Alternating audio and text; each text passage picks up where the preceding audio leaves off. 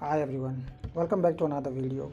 In this video we will learn about EKS pod identities, which is just another way by which you can allow the pods running in your EKS cluster to access the AWS resources. If you have not seen the previous video, which was about IRSA, I'll suggest you to go and watch that video, because then it will be easy for you to distinguish between these two features and will help you decide which one you should use. So what I'll do is I'll just head over to my GitHub repository and I'll just open this section called security. Here we have the IRSA one, which was discussed in the previous video, and today we will be learning about pod identities. So what I'll do is I'll just open these two in a separate view so that it's easy for us to compare these two. Okay, so here we have the EKS pod identities, and here I'll open the IRSA. Okay, so the difference between pod identities and IRSA is that you can install pod identities as an add-on. And what is an add-on? An add-on is just a software which you install in your EKS cluster, and they get installed in your EKS nodes and extend the functionality of your Kubernetes cluster. While in case of IRSA you cannot do that. All you need to do is just create an IAM role with the trust relationship of OIDC provider for your EKS cluster. So if you see it right here, here is a trust relationship, but you do not need to do this for pod identities. For pod identities, all you need to do is just create the trust relationship with pods.eksamazon.aws.com, and EKS takes care of it. Okay, once you have created the IAM role in case of IRSA, you will just create a service account which is somewhere here. Okay, and then you annotate this service account with the IAM role that you created earlier, and it would look something like this. So if you see this annotation, it just binds the service account with the IAM role, but you do not need to do all those things in pod identities. It's a bit easier here. All you need to do is just create an install an add-on. Alright, once the add-on is done, you need to just create a role with the trust relationship of pods.eksamazon.aws.com, and then you need to assign the necessary permission to this role that you created. And the way you associate the role with service account is by using this command here called create pod identity association. So it's sort of this annotation. Okay, and that's all you need to do. Once you have done this part, the EKS will take care of everything in the background. So what I'll do is I'll just head over to my EC2 instance and I'll connect to my EKS server where I've installed the kubectl. This server was created as a part of CloudFormation template. Just go and watch the second video of the series to see how it works. Okay, I'll switch to the root user, and now what I'll do is I'll just add the entry in my kubeconfig, and the command for that is AWS EKS update kubeconfig, and then I need to provide the region, which is going to be AP South 1, and name of my EKS cluster, which is prod. And I can show you the cluster right here. So this is my EKS cluster, which is running on version 1.33.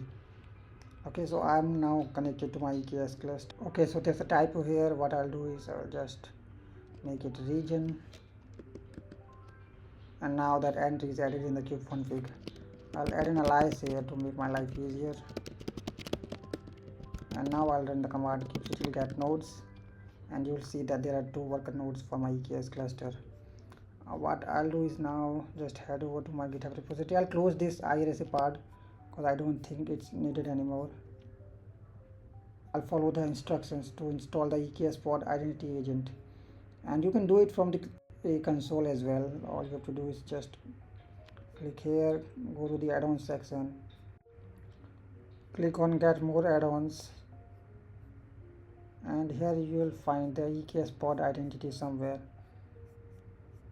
So if you scroll down a little lower, you will see this Amazon EKS pod identity agent. Just click on it, click on next, and just keep the configurations as they are, and click on next again, click on create. Once you do this, it will install the EKS pod identity pods in your cluster. You just have to wait for a while.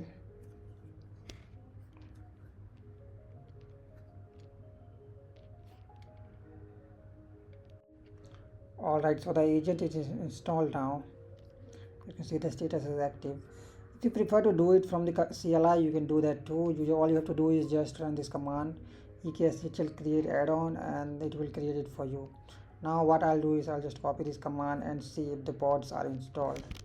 So I'll just paste it here, and you will see that there are 2 pods running of EKS pod identity. Now let's move to the next part. What you have to do is you have to create a role with this trust policy. Okay, if you prefer to do it from the CLI, you can do it too, but what I'll do is I'll do it from the AWS management console. So I'll go to IAM, I'll open it in a new tab, I'll go to roles here, and I'll click on create role. For the service type, select AWS service, and for the use case, select EKS. For the subcategory, select pod identity here, click on next. Now you need to add permissions here. For the sake of this video, I'll be working with S3, so I'll add S3 here.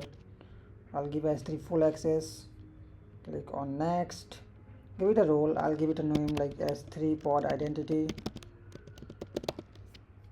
and I'll also add a role here.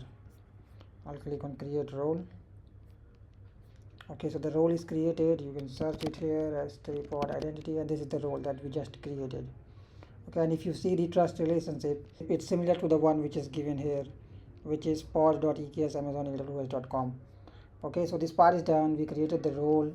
Now what we have to do is we have to create a service account in our EKS cluster. Alright, so I'll just copy this part. I'll create a file with service account.yaml. I'll paste it here, and I'll apply this file.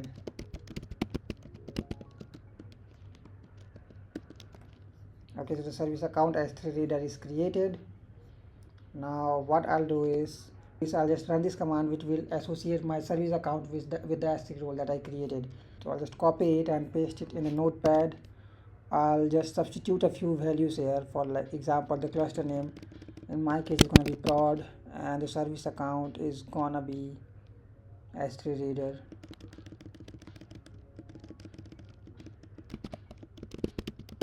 And for my IAM role ARN, I'll get it from the console. So this is my role. I'll just copy the ARN, I'll paste it here.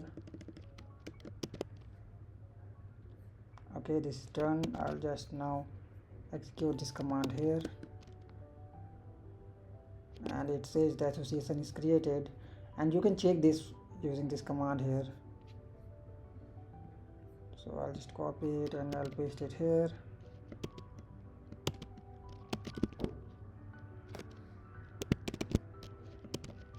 And I'll modify the cluster name to the one that I have. Okay, so it says that this is the association that exists, and it has associated the service account S3 reader with this role. Okay, so this part is done. Now what we need to do is we need to create a pod and try to access our S3 bucket from that pod. So I'll copy it, clear the terminal, create a new file called pod.yaml. I'll paste it here, and if you see the Docker image that I'm using, it's AWS CLI, so that I can run AWS commands for the pod. Now I'll apply this file. Okay, so the pod is created. Let's just check kubectl get pods. It's in a container creating state. Just wait for a few seconds.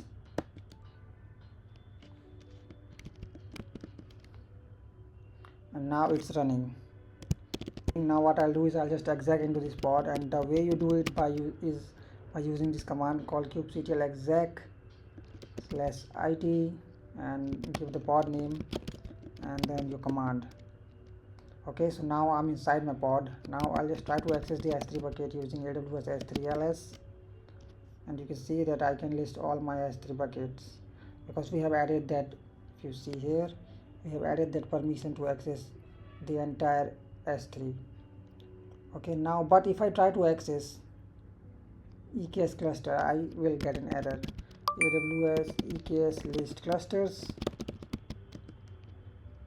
and you'll see that it says permission denied because the role can only access the S3 buckets.